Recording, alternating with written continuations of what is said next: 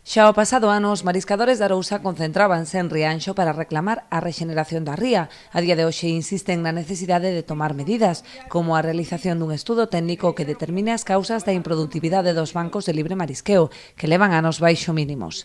Que non ten lógica que se faga unha inversión de 20.000 euros nos libres marisqueos, tres bancos tan importantes como os que son, cando nós pensamos que non é por labrar, porque as cofradías estamos labrando, estamos sementando, estamos limpando, estamos facendo de todo, e o problema é moito máis grave do que un simple labrado.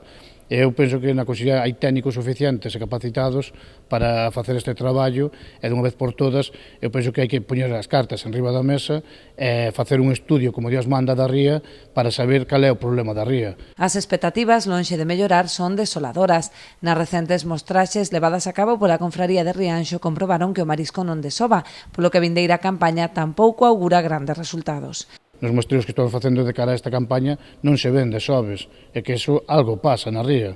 Un ano tan como este, vimos dunha riada, cando en épocas atrás, depois dunha riada, había marisco que hasta subían polo muelle se me descoido do desobe que había, e resulta que este ano non hai ningún desobe.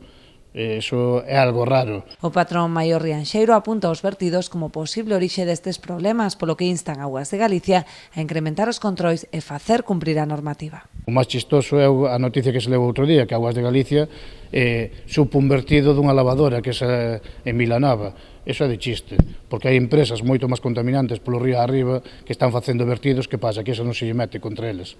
Eu penso que non estamos dicindo de cerrar empresas, todo o contrario, que se generen máis, pero que cumplen a norma de que non boten os vertidos. Eso témolo clarísimo. Unha vez paren os vertidos nos ríos, eu penso que esta ría volva a producir. E iso é onde teñen que empezar a tomar medidas.